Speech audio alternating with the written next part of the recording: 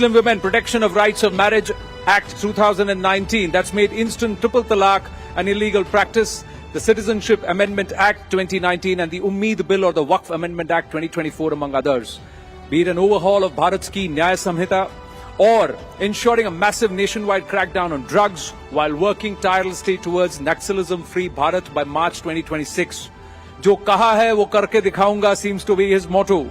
Committed to making Bharat a stronger, safer and more secure nation. He's also a history buff and a foodie. Please welcome, with greater round of applause, the Union Home Minister and Minister of Cooperation, Shri Amit Bhaisha, in conversation with Rahul Joshi, Managing Director and Group Editor-in-Chief, Network 18, for the session titled, Make India Great Again. Over to you, Rahulji. Thank you. Amit भाई, आपका rising Bharat मंच में स्वागत है। बहुत बहुत धन्यवाद आपको इस समय निकालने का। ये हमारा फाइनल लास्ट सेशन है। सब लोग आपको सुनने के लिए आतुर हैं। पर इस बार मैं शुरुआत जरा अलग तरीके से करना चाहता हूं। कल प्रधानमंत्री जी आए थे और उन्होंने वक्फ बिल के बारे में यहां पर पहली बार बोला। तो मैं चाहता हूं कि आप एक क्लिप सुने और उसके बाद हम लोग प्रश्नोत्तर करेंगे। अलग देश का विचार सामान्य मुस्लिम परिवारों का नहीं था, बल्कि कुछ कट्टरपंथियों का था, जिसको कांग्रेस के कुछ नेताओं ने खात्मा नहीं दिया ताकि वे सत्ता के अकेले दावेदार बन सके। साथियों, तुष्टीकरण की इस राजनीति में कांग्रेस को सत्ता मिली, कुछ कट्टरपंथी नेताओं को ताकत और दौलत मिली, लेकिन सवाल ये है, आम मुसलमान को क्या मिला? गरीब पसबंदा मुसलमान को क्या मिला? उसे मिली उपेक्षा, उसे मिली अशिक्षा, उसे मिली बेरोजगारी। और मुस्लिम महिलाओं को क्या मिला? उन्हें मिला शाहबानो जैसा अन्याय, जहां उनका संवैधानिक हक कट्टरपंथ की भेंट चढ़ गया। अमित जी, मोदी जी ने कहा कि उस वक्त के जो नेता थे उन्होंने राष्ट्रहित को के ऊपर सत्ता को रखा। तो मैं ये जानना चाहता हूं आपसे कि मोदी जी किन लोगों के बारे में बात कर रहे हैं? कट्टरपंथियों का साथ किन नेताओं ने लिया और ऐसा क्यों किया? और पार्टीशन के लिए वो कहते हैं कि जो है मुसलमान नहीं चाहते थे कि पार्टीशन हो, गरीब मुसलमान नहीं चाहते थे ऐसा हो। नहीं, देखिए, ये तो सब जानते हैं कि जब मुस्लिम लीग चुनाव में खड़ा हुआ और दो राष्ट्र के सिद्धांत के आधार पर खड़ा हुआ, पार्टीशन के पहले जो अंतिम चुनाव हुए स्थानीय विधानसभाओं के, उसमें पाकिस्तान के हिस्से में भी मुस्लिम लीग का पराजय हुआ था। मुस्लिम जनता सच अर्थ में नहीं चाहती थी कि इस देश के टुकड़े हो, और ये बात मोदी जी ने ठीक ही कही है कि उस वक्त के कांग्रेस के नेता ही राष्ट्र के विभाजन के लिए जिम्मेदार हैं। उनकी तुष्टीकरण की नीति ही राष्ट्र के विभाजन के लिए जिम्मेदार है। और आज मैं आपके कार्यक्रम के माध्यम से मैं देश के युवाओं को विशेषकर कहना चाहता हूं, बाकी कुछ भी सहन करना, मगर तुष्टीकरण ऐसा जहरीला नासूर है जिसको देश से हमेशा के लिए युवा पीढ़ी ने उखाड़ कर फेंक देना चाहिए। जो तुष्टीकरण की राजनीति करते हैं वो देश हितों के साथ समाधान करते हैं, वो देश हित की नीतियों के साथ वोट बैंक के कारण कॉम्प्रोमाइज करते हैं और देश के अंदर ही एक नया देश बनाने का बीज बोने का काम करते हैं। मगर मोदी जी थोड़े चिंतित दिखते हैं। मैं भी कहना चाहता हूं युवाओं को कि समय बहुत निकल गया है। मोदी जी ने ही 10 साल में इस देश को जातिवाद, परिवारवाद और तुष्टीकरण से मुक्त कराकर विकास की राजनीति की ओर ले जाने का काम किया है। हमारी युवा पीढ़ी ने इसको आगे बढ़ाना हो। दल कोई भी तय करिए, दल के अंदर युवाओं को समान मौके होने चाहिए। दल की नीतियां दल के हित में नहीं बननी चाहिए, देश के हित में बननी चाहिए। और दल जातिवाद, प्रांतवाद, भाषावाद से ऊपर उठकर देश की चिंता करने वाला दल होना चाहिए। दल कोई भी चुनिए, वोट उसी को दीजिए जो दल जातिवाद, तुष्टीकरण और परिवारवाद से मुक्त हो। और यही हमारे देश के विकास का, हमारे देश के लोकतंत्र की रक्षा का सच्चा रास्ता है। कांग्रेस में उस जमाने में बहुत बड़े बड़े नेता हुए, आपने मेरे सवाल का जवाब नहीं दिया। किस नेता के बारे में बात हो रही थी? वो कौन से नेता थे जो ये कर रहे थे? नहीं, ऐसे सिंगल आउट करना तो बहुत तकलीफ होगी, मगर कांग्रेस ने बाद में प्रधानमंत्री नेहरू जी को बनाया था। तो इशारा उन्हीं की तरफ है। इशारे का सवाल नहीं है।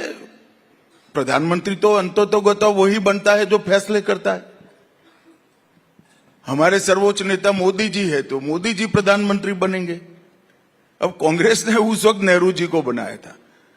परंतु मैं इतना सुनिश्चित रूप से कहता हूं, आज देश के युवाओं को खड़ा कर दीजिए, किसी को भी उठाकर मंच पर लाकर पूछ लीजिए, उस वक्त आप विभाजन लेते क्या?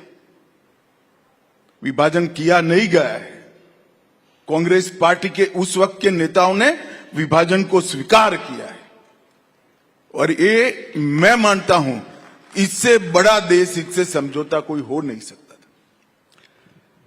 अमित जी, दूसरे सवाल की ओर चलते हैं। आप कहते हैं कि वक्फ बिल लाकर आप लोगों ने मुसलमानों पर अन्याय खत्म कर दिया, और मुसलमान समुदाय ये कहता है कि उससे बड़ा कोई अन्याय ही नहीं है। देखिए राहुल जी, आप पूरे समुदाय के नाम से इतना बड़ा लोडेड स्टेटमेंट मत करिए, आपको तकलीफ आएगा। मुसलमान समुदाय ऐसा नहीं चाहता है उनके साथ अन्याय है, कुछ गिने चुने नेता चाहते हैं। मैं आपको दो चार सरल सवाल पूछता हूं जी। अभी का जो वक्फ का कानून है, इसके अंदर महिलाओं के लिए कोई कंपलसरी प्रावधान है क्या? आना चाहिए या नहीं आना चाहिए? इस देश की मुस्लिम महिलाओं को वक्फ बोर्ड और वक्फ काउंसिल में हिस्सा मिलना चाहिए या नहीं मिलना चाहिए? 80% मुस्लिम समाज पसमंदाओं का है, जो गरीब है, एक प्रकार से ओबीसी है। उनको वक्फ में प्रतिनिधित्व मिलना चाहिए या नहीं मिलना चाहिए? जी। सिया, आगा खानी, दाऊदी वोरा, मोहम्मदिया, अहमदिया, ये सारे मुसलमानों का कोई प्रतिनिधित्व नहीं है। वो भी मुसलमान है, क्यों नहीं मिलना चाहिए भाई? और कांग्रेस पार्टी तो माइनॉरिटी की बात करती है, तो माइनॉरिटी विद इन माइनॉरिटी को हम रखते हैं तो विरोध करते हैं। ये जो बिल आया है, वो बिल मुस्लिम समाज के हरेक अंग का प्रतिनिधित्व करने वाला बिल है। दूसरा, आज मैं, आपने बहस देखी ही होगी, कांग्रेस के नेता कहते थे कि क्या गलत हुआ है। मैं आज देश की जनता को टीवी 18 के कार्यक्रम के माध्यम से बताना चाहता हूं कि आजादी से लेकर 2013 तक, आजादी से लेकर 2013 तक, इस्लाम जब से भारत में आया तब से जितनी वक्फ में भूमि वक्फ घोषित की गई, वो 18 लाख एकड़ थी, जिसमें मुगलों के पहले से भी जो वक्फ हुए हैं वो सारे आ गए, क्योंकि दिल्ली में तो वक्फ सल्तनत काल में हो गया था। और 2013 का कानून आने के बाद 18 लाख एकड़ में 21 लाख एकड़ भूमि और बढ़ गई। तो यही बताता है कि 2013 के कानून में आपने ऐसी व्यवस्था करी जो न्यायपूर्ण नहीं थी। किसी की भी भूमि को आपने वक्फ घोषित कर दिया, चाहे भूमि हिंदू की थी, पूरे के पूरे गांव वक्फ घोषित हो गए जिसमें लोग रह रहे हैं। कहीं मंदिर, 1500 साल पुराने मंदिर वक्फ घोषित हो गए जहां पूजन अर्चन होता है। इस तरह से कैसे चल सकता है? और ये 2013 के पहले नहीं था। 2014 के चुनाव के एंड मौके पर कांग्रेस पार्टी ने अपनी वोट बैंक सुनिश्चित करने के लिए काम किया था। और मैं आपको कहना चाहता हूं, सारे मुसलमान भाई भी मुझे सुनते होंगे, ये 39 लाख एकड़ भूमि हुई है। इसमें से आर्गुमेंट करते कुछ तो कब्रिस्तान है, कुछ तो मस्जिद है, कुछ तो दरगाह है, ये सब मिल मिलाकर 5% से ज्यादा नहीं है। 39 लाख एकड़ की भूमि से राजस्व क्या मिलता है, आय क्या मिलती है? 123 करोड़ रुपया। रेलवे और सेना से बड़ी भूमि है भाई ये। तो ये आय कहां जा रही है? जो बैठ गए हैं वो भ्रष्टाचार करते हैं, क्योंकि ऑडिट की व्यवस्था ठीक नहीं है। हमने कानून के माध्यम से ऑडिट की व्यवस्था ठीक करी है। कानून के माध्यम से मुस्लिम समाज के हर तबके को इसके अंदर प्रतिनिधित्व दिया है। और उनका एक बहुत बड़ा आर्गुमेंट है कि हमारे धार्मिक मामलों में दखल देना। राहुल भाई, इससे बड़ा झूठ कोई हो नहीं सकता। वक्फ जो है वो वाकिफ बनाता है और मुतव्विल इसका मैनेजमेंट करता है।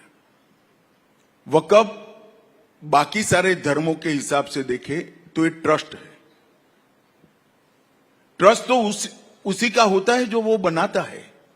वक्फ उसी का होता है जो बनाते। इसमें कोई नॉन मुस्लिम रखने का प्रोविजन हमने नहीं किया है। पर 2 मेंबर वो तो आपने डाले हैं ना? वो वक्फ बोर्ड में डाले हैं और वक्फ काउंसिल में डाले हैं। वो कहते हैं टेम्पल ट्रस्ट में। सुनो ना भाई, टेम्पल ट्रस्ट है ना जी। टेम्पल ट्रस्ट में नहीं रख सकते, वक्फ में भी नहीं रख सकते। पर चैरिटी कमिश्नर हिंदू होगा, ये कंपलसरी है क्या? वो सिख भी हो सकता है, मुसलमान भी हो सकता है, क्रिश्चियन भी हो सकता है। टेम्पल ट्रस्ट में नहीं रखना चाहिए, मैं भी मानता हूं। वक्फ में भी नहीं रख रहे हैं। जैसे ट्रस्ट होता है, इसका मैनेजमेंट अगर रिलीजियस ट्रस्ट है तो हिंदुओं के हाथ में होना चाहिए। वक्फ अगर अल्लाह के नाम पर दान दी गई संपत्ति है तो मुस्लिमों के हाथ में होना चाहिए। मगर ट्रस्ट चैरिटी के कानून के हिसाब से बरोबर चल रहा है नहीं चल रहा है, इसकी देखरेख ये तो व्यवस्थात्मक काम है। इसमें धर्म कहां से आता है? फिर भी हमने तो 22 में 2 रखे हैं भाई, 14 में 2 रखे हैं। और एक बात मुझे बताओ, जो मैंने पहले कहा पूरे के गांव कर दिए वक्फ, कोई मंदिर भी कर दिए, तो संपत्ति का डिस्प्यूट नॉन हिंदू का भी है या नहीं है? जी। हुआ या नहीं हुआ? जी। तो वो पार्टी है या नहीं है? 2 हिंदू इसका पक्ष न्यूट्रलिटी से देखेंगे तो क्या बिगड़ जाएगा? क्या इस देश में हिंदुओं को इतना भी अधिकार नहीं है भाई? ये बिल्कुल खोखली बात है जो कांग्रेस ने फिर से उनके समाप्त होते हुए अस्तित्व को आधार देने के लिए अपीसमेंट की पॉलिसी। और अगर इतना ही था तो प्रियंका जी तो वोट डालने भी नहीं आई, राहुल जी ने भाषण भी नहीं कराया। अगर आपकी पार्टी की प्रमुख पॉलिसी है तो पार्लियामेंट से बड़ा मंच क्या हो सकता है? लोकतंत्र में सबसे बड़ी पंचायत है। राहुल जी वहां बोले ही नहीं।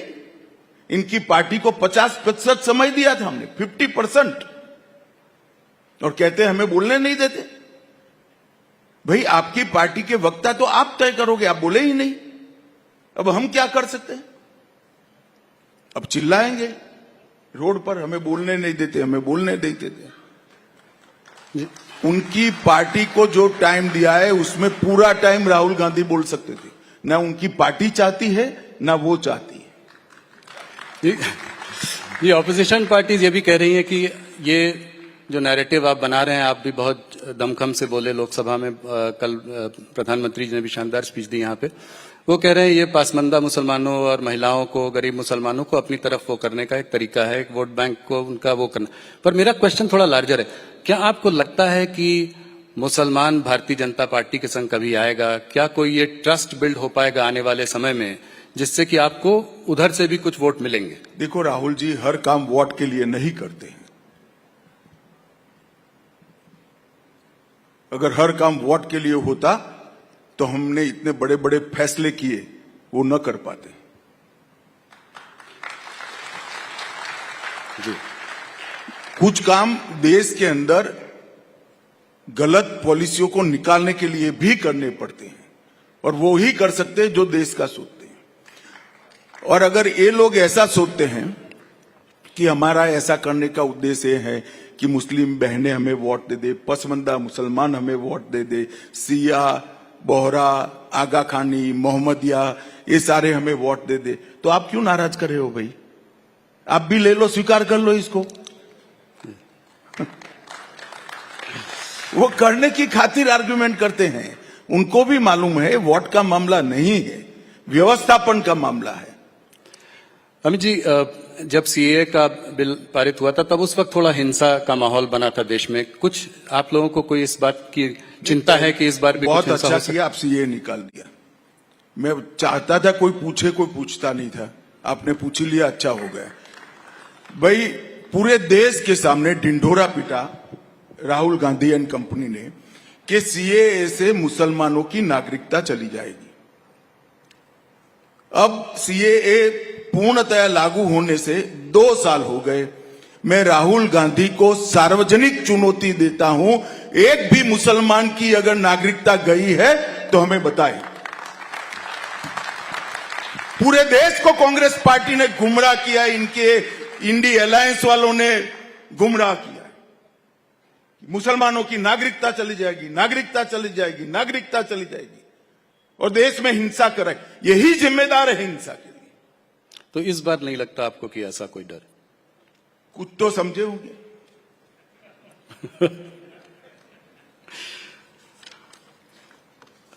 अमित जी, थोड़ा दूसरे सब्जेक्ट डिलिमिटेशन की ओर बढ़ते हैं। ये मुद्दा भी बहुत गर्म रहा है पिछले कुछ महीनों में। तो डिलिमिटेशन से क्या आप आज ये आश्वासन साउथ सदर्न स्टेट्स को दे सकते हैं कि डिलिमिटेशन से उनकी सीटों पे कोई कमी नहीं आएगी प्रोपोर्शनेटली? देखो, मेरे कोरे आश्वासन से शायद साउथ के हमारे भारतीय है वो नहीं समझ पाएंगे। मैं थोड़ा कहना चाहता हूं। जरूर। हिमाचल में कांग्रेस की सरकार है जी। वहां डिलिमिटेशन के लिए कुछ हो रहा है? जरा बोलो ना भाई। हाँ, जी जी। नहीं हो रहा है। नहीं। कई जगह इंडिया अलायंस की सरकार है, वहां डिलिमिटेशन के लिए कुछ हो रहा है? नहीं। सिर्फ तमिलनाडु में क्यों हो रहा है? चुनाव आ रहा है। चुनाव है। अभी डिलिमिटेशन सरकार ने घोषित किया है क्या? जी नहीं। नहीं। एक सेकंड। हाँ, जी जी। डिलिमिटेशन एक्ट हमने बनाया है क्या? नहीं बनाया। जी नहीं। डिलिमिटेशन कमीशन में किसी सुप्रीम कोर्ट के जज को अपॉइंट किया है क्या? नहीं किया है। तो आज है क्या? क्योंकि रैंपड करप्शन कर कर तमिलनाडु की जनता आपके खिलाफ हो गई है। इसको ढकने के लिए ये मुद्दा आज उठा रहे हो। आज बुरहत क्या है डिलिमिटेशन लाने का? मगर आपने कहा है, मैं स्पष्टता कर ही देता हूं, दक्षिण के किसी भी राज्य ने, किसी भी मतदाता ने, किसी भी पॉलिटिकल पार्टी ने चिंता करने की जरूरत नहीं है। भारतीय जनता पार्टी का वादा है कि किसी को अन्याय नहीं होगा, आपकी प्रोरेटा सीटें बनी रहेंगी। तो मतलब अगर 7.5 सीटें होंगी तो प्रोरेटा के हिसाब से उनकी जो बनती है 180 मैंने वोट कह होगी। ही दिया भैया। हाँ, जी। पहले भी कह चुका हूं, जी। मगर ये सुनना ही नहीं चाहते। जी। क्योंकि ये शोर शराबा बंद कर देते हैं तो उनको करप्शन का जवाब देना पड़ेगा, उनको परिवारवाद का जवाब देना पड़ेगा।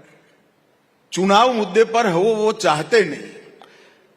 तो जैसे 750 सीटें अगर हो गई तो उत्तर प्रदेश की सीटें भी बढ़ के 110 120 हो जाएंगी, तो ये बहुत बड़ा नंबर है। राहुल जी, जी। ऐसा है कि डिलिमिटेशन कमीशन का हर बार एक्ट बनाना पड़ता है। अभी तक की एक्ट का आयुष्य 25 तक था। अब नया एक्ट आएगा तो वो भी समझते हैं, हम भी समझते हैं, पार्लियामेंट में आएगा। छिपा कर नहीं हो सकता। इसके पहले ऑल पार्टी कंसल्टेशन होगा, एक्ट आएगा, शायद समिति को भी जाएगा या डायरेक्ट भी होगा, तो चर्चा होगी ना। जी। अभी कुछ आया ही नहीं है और आप हो अल्लाह कर रहे हो क्योंकि आपको चुनाव में मुद्दा चाहिए। मैं ये कह रहा था कि अगर उत्तर प्रदेश में इतनी ज्यादा सीटें हों तो जैसे मायावती जी एक समय कहा करती थी कि उस प्रदेश का विभाजन होना चाहिए, चार टुकड़ों में उसको बांटना देखिए, चाहिए। वो वोट बैंक के लिए कर रहे हो, आप टीआरपी के लिए कर रहे हो। अभी भैया आया ही नहीं है डिलिमिटेशन, काहे को डिलिमिटेशन करते हैं। डिलिमिटेशन अमित जी तभी हो सकता है जब नया सेंसस आए, तो ये कैसे होगा, कब होगा? और इसमें कास्ट सेंसस की जो बात चल रही है, जो ऑपोजिशन की भी डिमांड है, उस पर आपका क्या विचार है? गट डिलिमिटेशन भी 2001 के जनगणना के आधार पर हुआ था, ऐसा जरूरी नहीं है, परंतु डिलिमिटेशन जब भी करना पड़ेगा, किस प्रकार से करेंगे, किस जनगणना के आधार पर करेंगे और किस प्रकार से करेंगे, ये सारा एक कानून बनकर संसद में पारित होता है, तब जाकर डिलिमिटेशन की प्रक्रिया शुरू होती है, क्योंकि वो हमारे लोकतंत्र का मूल आधार है। जो लोकतंत्र को सत्ता तय करने का कॉलेजियम है, हमारी संसद है, हमारी विधायिका है, वो वहीं से चुनकर आती है। तो उनकी कॉन्स्टिट्यूएंसी का डिजाइन करना, इससे बड़ा महत्वपूर्ण कार्य लोकतंत्र में और कोई हो नहीं सकता। और पार्लियामेंट के कानून से, और पार्लियामेंट के कानून को राष्ट्रपति महोदय के अनुमोदन के बाद ही होता है, और उसमें कोई पार्टी इन्वॉल्व नहीं होती है। इसमें सुप्रीम कोर्ट के एक जज इसकी अध्यक्षता करते हैं। जी अमित जी, एक और बड़ा मुद्दा आप लोगों का रहा है वन नेशन वन पोल। काफी चर्चा भी हुई है, उसमें आपने काम बहुत किया है। ये कैसे कर पाएंगे आप? इसको पारित करने के लिए आपको 2/3 बहुमत की जरूरत है, तो और कौन सी पार्टियां जुड़ सकती हैं आपसे? इस मुद्दे को कैसे, इस कार्यकाल में इसमें हम कुछ देखेंगे क्या? देखिए भाई, आप तो ऐसा सवाल कर रहे हो, गांधी जी ने देश को आजाद करने की मांग की, तो वो कोई पूछ लेगा उनको, कैसे करोगे भाई, अंग्रेजों का राज है।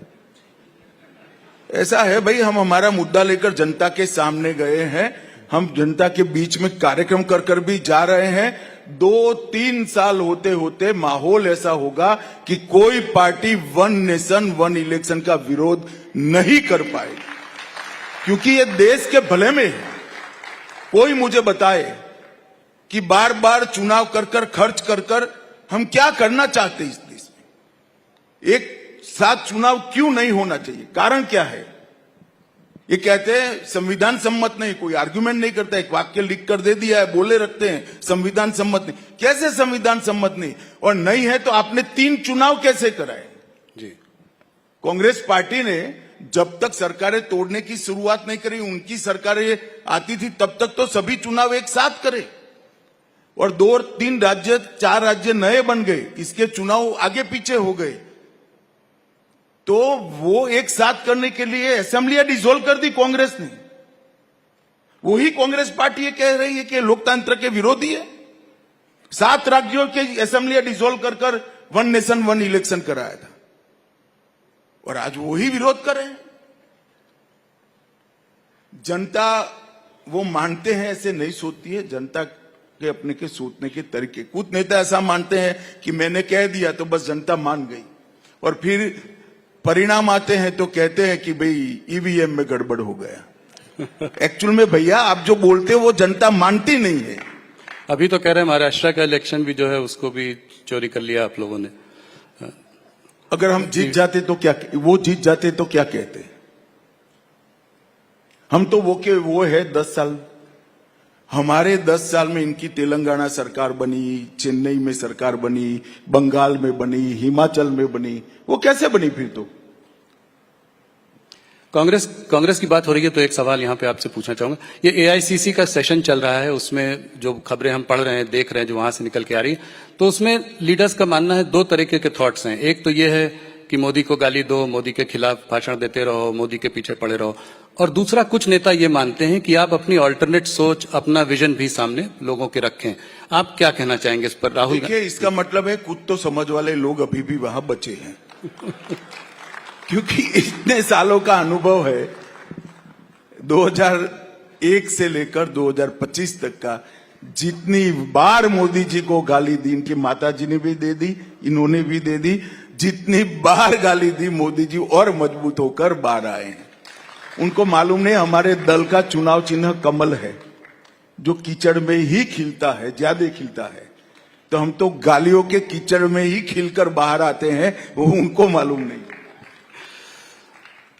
अमित जी, आपको काफी दिनों बाद इस बार इंटरव्यू कर रहा हूं। 2024 के चुनाव के समय आपसे बात हुई थी, एक सवाल उस पर भी। 2024 में आप लोगों को उम्मीद थी, नारा था अब की बार 400 पार, सीटें आई भारतीय जनता पार्टी की 240। कहां गड़बड़ हो गई, कहां रणनीति में कमी रह गई?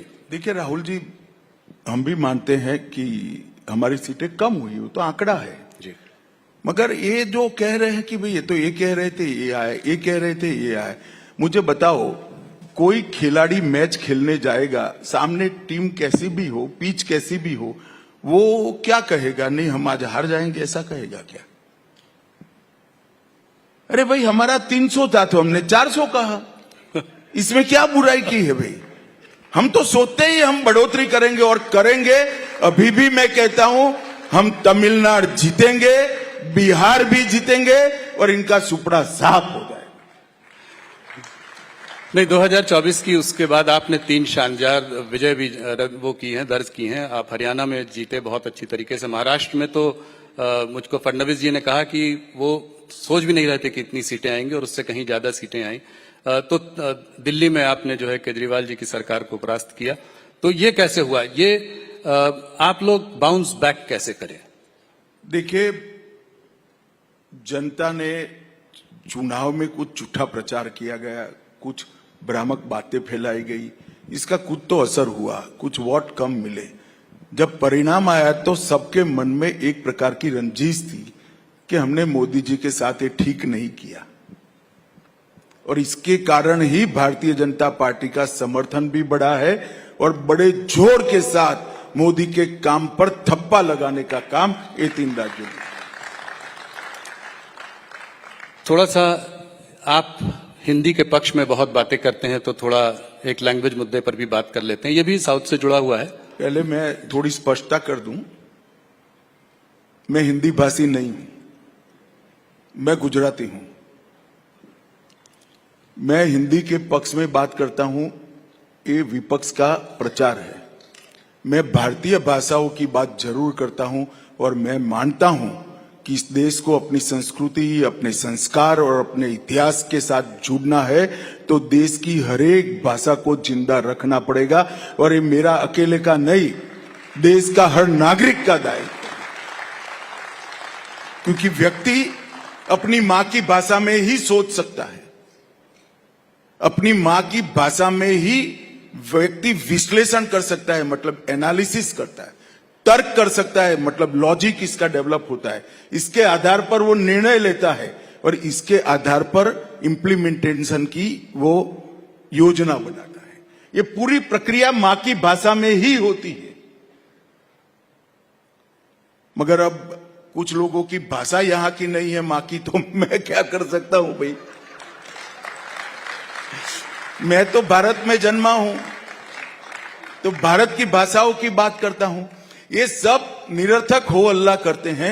मैं आपको बताता हूं कि हमारे आने से पहले, मेरा स्पष्ट मानना है, हमारे आने से पहले कांग्रेस पार्टी ने इतने सालों तक हिंदी और अंग्रेजी को सभी भाषाओं के बच्चों पर थोपा था। यूपीएससी की परीक्षा जो आईएएस आईपीएस की थी, वो अन्य भाषा में नहीं आती। 2015 में नरेंद्र मोदी ने निर्णय किया कि आप तमिल में भी पेपर दे सकते हो, गुजराती में भी दे सकते हो, मराठी में भी दे सकते हो, मलयाली में भी दे सकते हो। 2020 तक सीएपीएफ की जो भर्ती होती है, इनका पेपर सिर्फ हिंदी और अंग्रेजी में लिखा जाता था, आज 13 भाषाओं में लिखा जाता है। हमने तो तमिल की एंट्री की है, गुजराती की एंट्री की है, मराठी बंगाली की एंट्री भारतीय जनता पार्टी ने की, आपने अंग्रेजी पर छोड़ दिया था। इनके समय के अंदर लोकल स्टेशनों पर लोकल भाषा में अनाउंसमेंट भी नहीं होते थे, वो भी हमने किए। इनके समय में मेडिकल और इंजीनियरिंग कंपलसरी अंग्रेजी में ही पढ़नी पड़ती थी, हमने उसको स्थानीय भाषा में एंट्री करा दी और आज मध्य प्रदेश में हो चुका है, उत्तर प्रदेश आगे बढ़ चुका है, राजस्थान आगे बढ़ चुका है। पूरे के पूरे मेडिकल के कोर्स हिंदी में अनुवादित हो गए। 13 भाषा में इंजीनियरिंग पढ़ाने की व्यवस्था 2026 के पहले हम कर देंगे। तो डीएमके का ये कहना हिंदी, हिंदू, हिंदुस्तान, ये गलत है कि आप लोग? नहीं भाई, मैं देखो, अभी मोदी जी गए थे, उन्होंने बहुत अच्छे तरीके से किया कि एक भी डीएम के नेता का सिग्नेचर तमिल में हो तो बताओ मुझे। अंग्रेजी में करते हैं।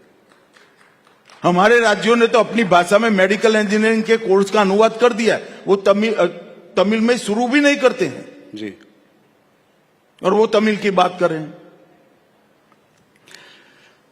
एक गर्म मुद्दा जो कि सिर्फ भारत का ही मुद्दा नहीं है, पूरे विश्व भर का मुद्दा है, वो है टैरिफ का मुद्दा। तो ये जो टैरिफ वॉर चल रहा है इस वक्त, उसका भारत पर क्या असर होगा, आप ये जरा सा समझाएं। देखिए, असर का आकलन करने के लिए बहुत जल्दबाजी होगी। सिर्फ अकेले भारत पर टैरिफ नहीं डाला गया है, ढेर सारे देशों पर डाला गया है। हमारे कितने ऑप्शन खुलेंगे, अमेरिका में भी हमसे ज्यादा हमारे स्पर्धक है, वो देशों पर टैरिफ डाला गया है, तो इसका असर क्या होगा। हो सकता है कि हमारा सामान ज्यादा भी जा सकता है, कई सारे देशों में हमारे सामान जाने की व्यवस्था भी होगी। बहुत कॉम्प्लेक्स मसला है, इसमें इतनी जल्दबाजी में इसका असर का आकलन किसी को नहीं करना चाहिए। पैनिक एक जो आ रहा है, आपको लगता है कि भारत में कोई ऐसा पैनिक का कोई वो नहीं, मुझे लगता है कि देश की जनता ऐसे पैनिक में कभी आती नहीं है। ये थोड़ा मीडियाबाजी होती है तो असर तो होता है, असर नहीं होता है ऐसा नहीं, मगर धीरे धीरे संभल जाएगा। अमित जी, सब लोग जानना चाहते हैं, मेरे कुछ कॉलीग्स ने भी बोला है कि आपसे जरूर पूछूं कि भारतीय जनता पार्टी का अगला अध्यक्ष कौन होगा। बहुत दिनों से चर्चा चल रही है, सुर्खियों में भी है, मगर कोई नाम निकल कर नहीं आ रहा है। अभी तक तय नहीं हुआ है। बिल्कुल तय नहीं हुआ, तो कितना समय लगेगा? आपकी मुस्कुराहट से मुझे लग रहा है कि कुछ नहीं बता रहे, नहीं कुछ हुआ छुपा रहे हैं। भाई 13 करोड़ के मेंबरशिप के पार्टी का अध्यक्ष छिपा नहीं रह सकता ना, तय होगा उसी दिन सार्वजनिक हो जाएगा। वो पर्चा भरेंगे तो तुरंत ही नाम घोषित हो जाएगा। तो समय क्यों लग रहा है अभी तक? तो जी समय लग रहा है। जी।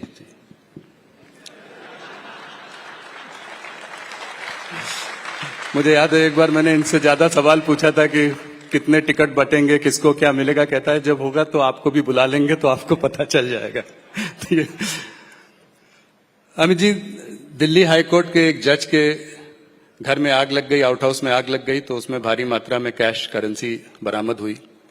तो मेरा सवाल यह है कि इस तरह का एक चित्र देश के सामने आया है, तो क्या आप संतुष्ट हैं कि इसके पीछे क्या कार्यवाही चल रही है, क्या होना चाहिए, कैसे लोगों को विश्वास दिलाया जाए कि सब देखिए, ठीक है? परंपराओं से जो परंपरा अब तक बनी है वो ये है कि जुडिशरी की जांच में इनिशिएटिव, अगर हाईकोर्ट जज के लिए कोई मसला खड़ा होता है तो सुप्रीम कोर्ट के सर्वोच्च न्यायाधीश ने लेना होता है। उन्होंने एक कमेटी बनाई है। हमें ये न्यायिक प्रक्रिया पर, सुप्रीम कोर्ट की प्रक्रिया पर भरोसा रखना चाहिए। इसकी रिपोर्ट आएगी तो काफी सारी चीजें स्पष्ट हो जाएगी। मगर मैं इतना कहना चाहता हूं, उन्होंने कमेटी बनाने के निर्णय करने में कोई तक देरी नहीं की है और मैं आशा करता हूं कि जल्दी, क्योंकि पूरी जनता भी इसको बड़ा गंभीरता से देख रही है, तो जल्दी ही ये कमेटी की रिपोर्ट और उसके बाद ऐसा भविष्य में न हो, इसके लिए क्या कदम उठाए जाए वो सुप्रीम कोर्ट की ओर से सार्वजनिक होगा। हम भी राह देख रहे हैं, आप भी राह देखो। एक जुड़ा हुआ सवाल जुडिशरी पर, हायर जुडिशरी के जो अपॉइंटमेंट प्रोसेस का एक सवाल काफी मुद्दा चल रहा है। एनजेसी की भी बात हो रही थी, सुप्रीम कोर्ट ने उसको अनकॉन्स्टिट्यूशनल बताया। इस पर आपका व्यक्तिगत क्या मत है? देखिए, मेरा व्यक्तिगत कोई मत नहीं हो सकता, क्योंकि मैं एक पार्टी से बंधा हुआ व्यक्ति हूं।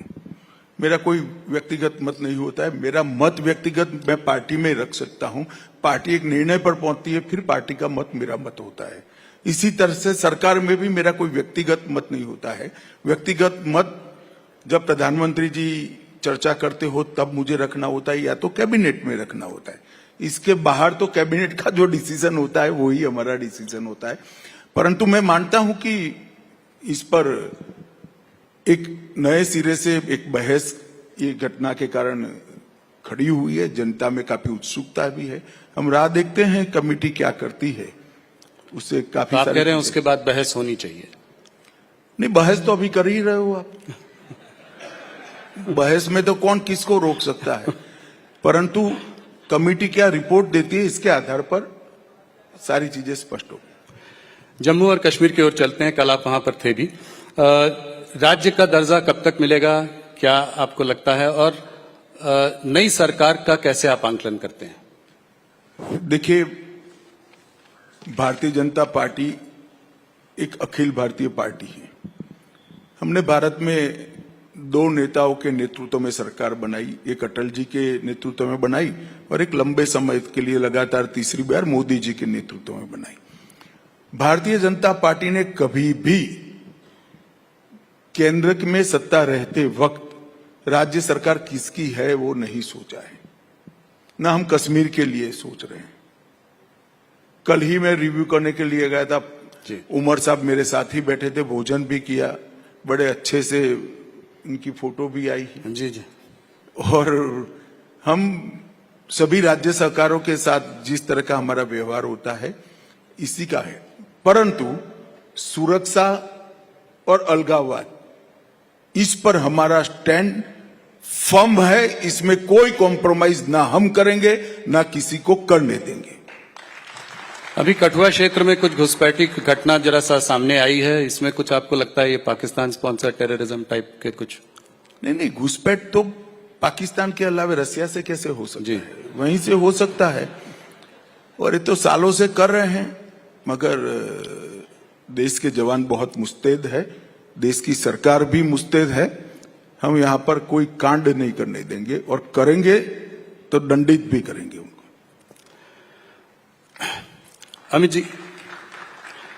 जी थोड़ा इलीगल माइग्रेशन की ओर चलते हैं। ये मुद्दा जो है आपने भी कई बार उठाया है, खासकर बांग्लादेश में जहां तख्ता पलट होने के बाद सर ये बढ़ा है, तो इस पर क्या कदम उठाएंगे कि ऐसा ना हो? इसको हम कैसे टैकल करेंगे? देखिए, सबसे पहले तो मैं इसके लिए बंगाल की जनता को विनती करना चाहता हूं, आने वाले चुनाव में भारतीय जनता पार्टी की सरकार बना दीजिए, ये समस्या वहीं से समाप्त हो जाएगी।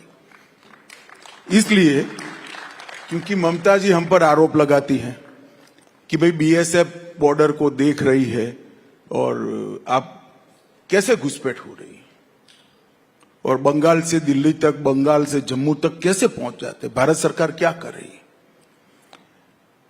पूरे देश को मालूम है कि बॉर्डर पर फेंसिंग करने के बाद भी लगभग 250 किलोमीटर बॉर्डर ऐसी है जहां फेंसिंग हो ही नहीं सकती।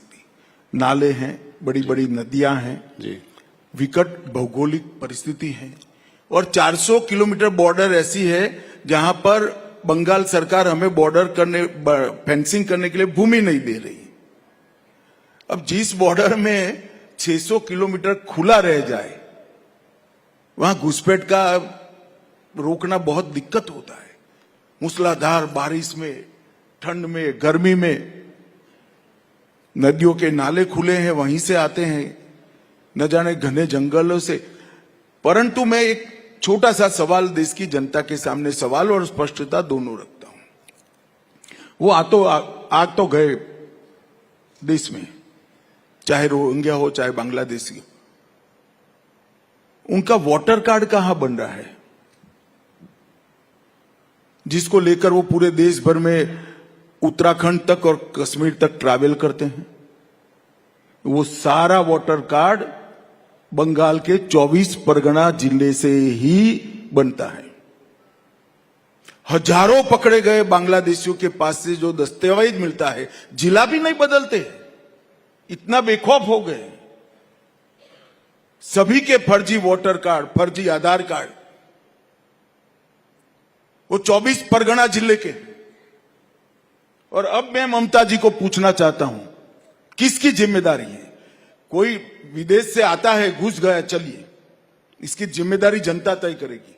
मगर घुस कर गांव में आया, क्या पटवारी को मालूम नहीं पड़ेगा कि गांव में 25 लोग नए आ गए हैं? क्या पुलिस वाले को मालूम नहीं पड़ेगा?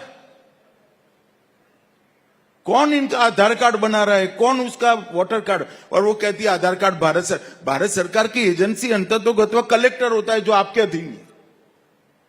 इलेक्शन कमीशन की भी एजेंसी तो कलेक्टर ही होता है जो आपके अधीन है। परंतु ये सब इंडिया अलायंस की पार्टियों को उसमें अपना वोट बैंक दिखाई पड़ता है। तो इसका समाधान अब आसाम से क्यों बंद हो गया? जी, देखो भाई, समाधान तो हम जरूर ढूंढेंगे, मगर मैं तो इस मंच का उपयोग कर कर बंगाल की जनता को कहता हूं, इसका एक सरल समाधान है, इस बार कमल फूल की सरकार बना दीजिए, अपने आप समाधान आ जाएगा। क्या लगता है अगले चुनाव में भारतीय जनता पार्टी की सरकार बनेगी? पिछली बार भी बहुत वो था, पर आप लोग सरकार नहीं बना पाए और लोकसभा के चुनाव में भी धक्का लगा है आपको वहां। देखो भाई, ऐसा है, हमारे 4 मेंबर थे। मैं मीडिया का रुख जिसमें आप भी आ जाते हो वो समझाता हूं। हमारे 4 मेंबर थे, 4 से 77 हुए, हमें झटका लगा। जिस कांग्रेस पार्टी ने 23, सुनो ना यार, जिस कांग्रेस पार्टी ने 27 साल राज करा, ये 0 हो गए, उनको झटका नहीं लगा है। जिस कम्युनिस्ट पार्टी ने 27 साल राज करा, वो भी 0 हो गए, झटका नहीं लगा है। भाई 4 से हम 77 पहुंचे एक चुनाव में, तो 77 से कितना होता है जरा गुणाकार करो। सरकार बनती है और कई सरकार हमने बनाई है। नहीं 77 तो बहुत बड़ी आपकी वो थी, बहुत अच्छा प्रदर्शन रहा था। मैं ये कह रहा था कि अगला चुनाव को अगर देखें तो इस बार के लोकसभा चुनाव में ज्यादा अपेक्षा थी, कम सीटें आई। स्वाभाविक रूप से कम हुई है, मगर हमने इसके बाद में काफी हमारे संगठन का विस्तार भी किया है, सदस्यता भी की है, ड्राई एरिया में भी सदस्यता करी है, हमारे फुल टाइमर भी निकले हैं और हम इसको अच्छे से देख रहे हैं। बंगाल केवल भारतीय जनता पार्टी के लिए जितना जरूरी नहीं है, भारतीय जनता पार्टी के लिए जितना तो जरूरी ही है, परंतु बंगाल देश के लिए भी भाजपा या तो कोई भी राष्ट्रवादी दल जीते, ये बहुत जरूरी है। इसलिए हम बंगाल के पीछे। अभी 25,000 जो अनलमेंट हुआ है सुप्रीम कोर्ट का डिसीजन, उसके खिलाफ भी ममता जी खड़ी हैं, कह रही हैं कि किसी की नौकरी नहीं जाएगी, मैं देखती हूं कौन क्या करता है। चलिए, अब वो तो कुछ भी कह सकते हैं, मैं ऐसा नहीं बोल सकता कि सुप्रीम कोर्ट के फैसले को मैं नहीं मानूंगा, वरना आप लोग मेरे थोड़े से जो बाल बचे हैं वो भी नोच लोगे भैया। मोहम्मद यूनुस जी का कहना है कि बांग्लादेश के इस संदर्भ में एक सवाल और कि जो वहां के इंटरिम लीडर हैं कि नॉर्थ ईस्ट स्टेट जो है वो लैंडलॉक्ड स्टेट्स हैं और चाइना को जो है जो भी कुछ करना है वो बांग्लादेश के थ्रू जो है वो मार्केट एक्सेस है, चारों तरफ सी का वो है। इसको आप कैसे देखते हैं, इनके स्टेटमेंट को कैसे देखते हैं? देखिए, मैं इतना ही कहना चाहता हूं कि नरेंद्र मोदी की सरकार है, भारत की 1 इंच जमीन पर हम किसी को आंख नहीं डालने देंगे, एंट्री का तो सवाल ही नहीं।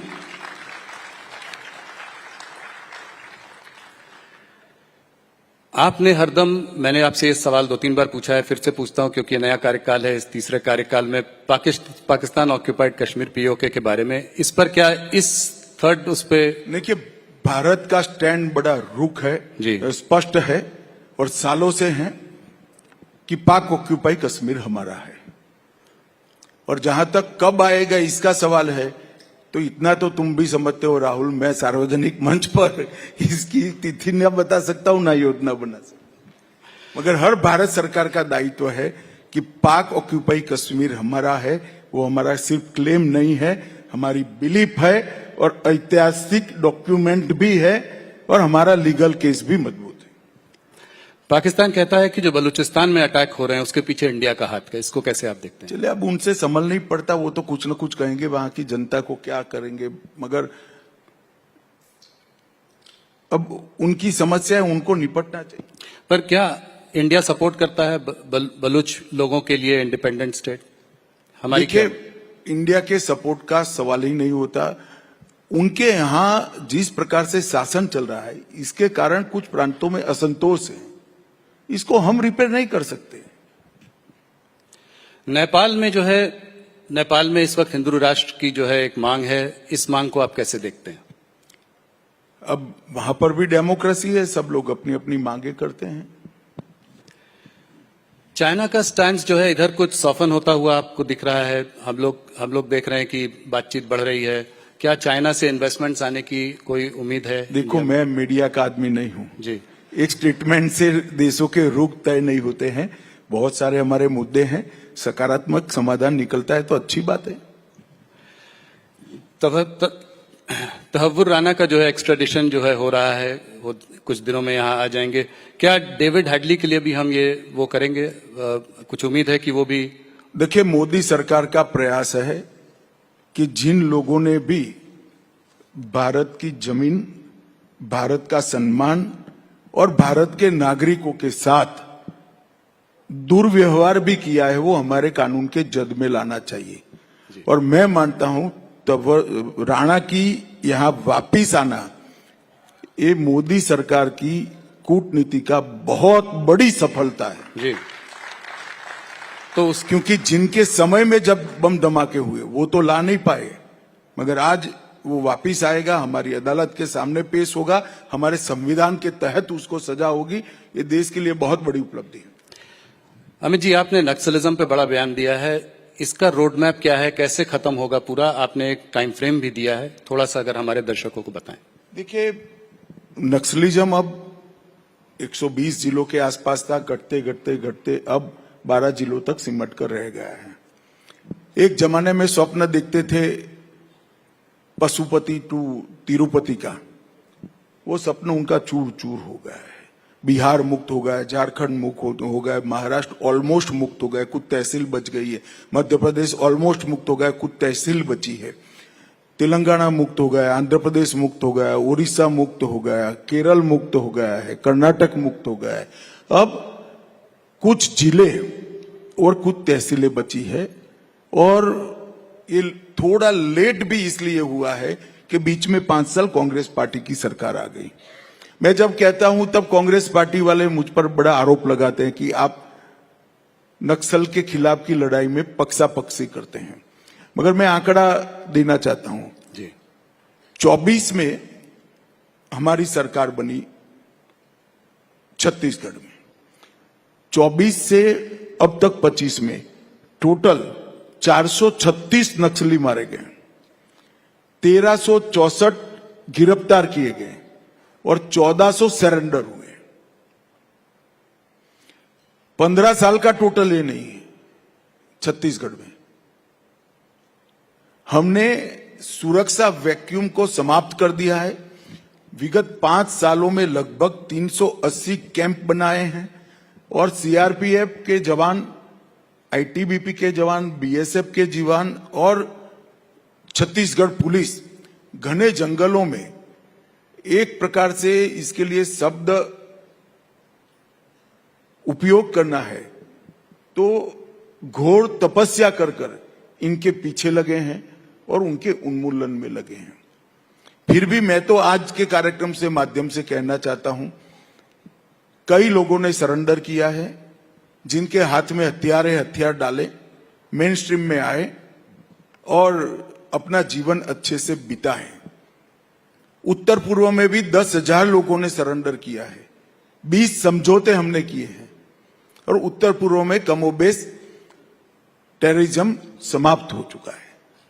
परंतु एक बात निश्चित है कि 31 मार्च 2026 इस देश में नक्सल हिंसा पाश बन जाएगी। ये हमारी सरकार का बहुत फर्म निर्णय है कि हम नक्सल से मुक्त भारत बनाएं। मतलब 1 साल में।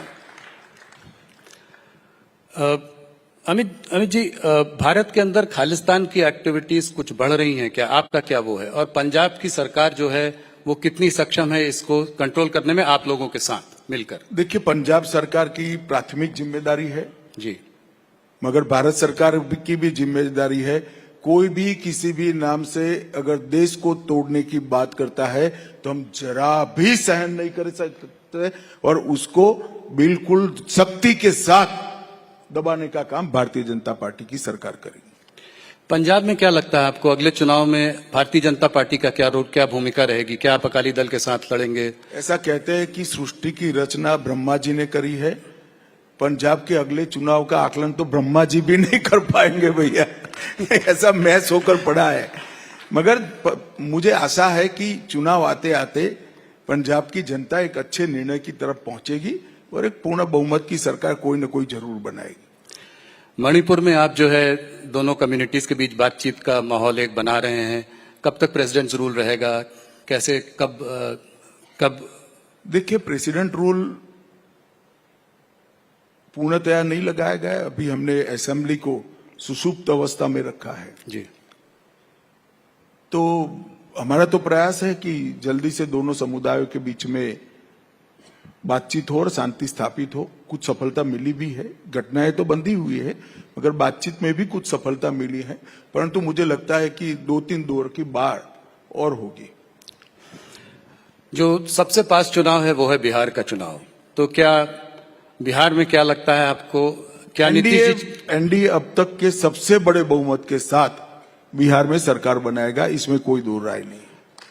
और जो सीट शेयरिंग होगी वो क्या जैसे पिछली बार थी उसी प्रोपोर्शन में वो तो रहेगी? प्रदेश में हमारी पार्टी और हमारे साथी दल बैठकर तय पर क्या नीतीश जी के चेहरा होंगे चुनाव का? बाकी देखिए, अभी तो मुख्यमंत्री नीतीश जी मुख्यमंत्री है ही, सवाल ही कहाँ है कोई। तो वही मुख्यमंत्री बनेंगे अगर आप जीतेंगे? अरे भाई, अभी नीतीश जी के नेतृत्व में ही हम चुनाव लड़ रहे हैं। कुछ पर्सनल सवाल आपसे पूछना चाहूंगा। हर बार 2-3 पूछता हूं, पर इस बार भी पर्सनल कोशिश पूछकर क्या करोगे, कुछ निकलेगा नहीं यार। मैं फिर भी कोशिश करता हूं। मैंने सुना है कि आपका जब जन्म हुआ था तो आपका शरद पूनम के दिन जन्म हुआ था, तो बहुत दिनों तक आपको पूनम भाई के नाम से भी लोग जानते हैं, और आपके नामकरण में बहुत देरी भी हुई थी। इसकी क्या वजह थी, कुछ बताइए। नहीं, मेरी बुआ ने मन्नत मानी थी कि 5 साल का हूंगा तब नाम तय किया जाएगा। चूंकि मैं पूनम के दिन जन्मा था तो सब पूनम कहते थे। इसमें कोई बड़ा रहस्य नहीं है भाई, हर एक बच्चे के साथ गांव में होता है। एक कहानी जो मैंने आपसे भी सुनी है थोड़ी बहुत, कि जब आप 11 वर्ष के थे तो आपको आपके घर वाले चाहते थे कि आप यूएस चले जाएं, तो आप घर छोड़कर भाग गए। छोड़ो, मैं भारत छोड़कर कहीं नहीं जाने वाला, यहीं रहूंगा, यहीं लड़ूंगा और यहीं जीऊंगा। अगले साल मोदी जी के गवर्नेंस में करीब 25 साल पूरे हो जाएंगे, और आपने उनके संग बहुत क्लोजली बहुत समय तक काम किया है। इस केमिस्ट्री के बारे में कुछ बताएं, किस तरीके से ये जोड़ी इतने साल से साथ में काम कर रही है, आप एक दूसरे को कैसे कॉम्प्लीमेंट करते हैं? देखिए,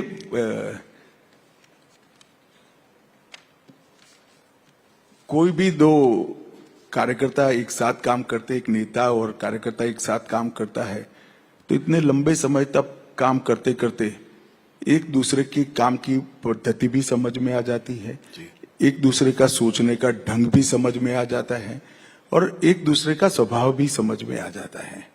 अंततोगत्वा तो चाहे मोदी जी हो चाहे मैं हूं, हमें हमारी आइडियोलॉजी के अनुरूप काम करना है। तो हमारी आइडियोलॉजी है, वो हमारी गाइडलाइन है, इसीलिए कभी मतभेद पैदा नहीं होते हैं।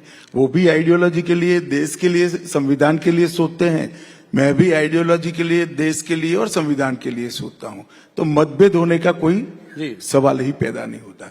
जहां एक दूसरे को कंट्रीब्यूट करने का सवाल है, इसमें जरूर एक दूसरे को कंट्रीब्यूट कर रहे हैं, मगर अलग प्रकार से। मैं मोदी जी जो लक्ष्य तय करते हैं, इसका पूरा करने के लिए मेरे साथियों को साथ में रखकर पूरा प्रयास करता हूं। ये मेरे कंट्रीब्यूशन का तरीका है। मोदी जी हमारे नेता है, हम सब कार्यकर्ता जो इनके साथ तैयार हुए, इनके नीचे काम कर रहे हैं, वो सभी के छोटी गलतियां हैं, उनको मोदी जी माफ कर सुधारते हैं। तो हमें भी वो कंट्रीब्यूट करते हैं एक तरफ से कंप्लीट बनाने में। तो इस तरह से एक दूसरे का कंट्रीब्यूशन हो ही जाता है। परंतु ये उदाहरण जो आप दे रहे हो नरेंद्र मोदी और अमित शाह का, ऐसे नरेंद्र मोदी के साथ जुड़े हुए इस देश में हजारों कार्यकर्ता है, जिनमें कार्यकर्ता बनाने से लेकर उसको बड़ा सोचने तक, तरीके से सोचने तक की पूरी प्रक्रिया नरेंद्र मोदी जी ने की है, हमारे कई नेताओं ने की है, और ये बहुत बड़ी बात है। और इसी के कारण हम चुनाव अनेक हारे, मगर हमारी पार्टी कभी टूटी नहीं जी। चुनाव हारे, हम साफ नहीं हो गए। यूपी में कांग्रेस चुनाव हारी, साफ हो गई। बिहार में चुनाव हारी, साफ हो गई। हम साफ नहीं होते, इसी का कारण है कि हमारे कार्यकर्ता आइडियोलॉजी के लिए काम करते हैं, देश के लिए काम करते हैं, देश के संविधान के लिए काम करते हैं। अमित जी, एक आखिरी सवाल, अगर एक दिन मान लीजिए आपको बिल्कुल फुर्सत हो, कुछ भी करने को ना हो, कोई मीटिंग ना हो, आपके पास पूरा समय हो अपने लिए, तो आप क्या करेंगे उस दिन? मेरे पास 8000 पुस्तकें हैं, काफी सारे पढ़ने का बाकी है, और मुझे शास्त्रीय संगीत का भी बहुत बहुत शौक है, जिसको मैं समय नहीं देना पड़ता। पुस्तक तो जरूर पढ़ूंगा और संगीत सुनते सुनते पढ़ूंगा। अमित जी, आज आप हमारे संग जुड़े, आपने हमारे सारे प्रश्नों का उत्तर दिया। आपका राइजिंग भारत मंच पे आने के लिए बहुत बहुत धन्यवाद। You can be a little more generous with your applause. He's been so candid, forthright in his answers. Amit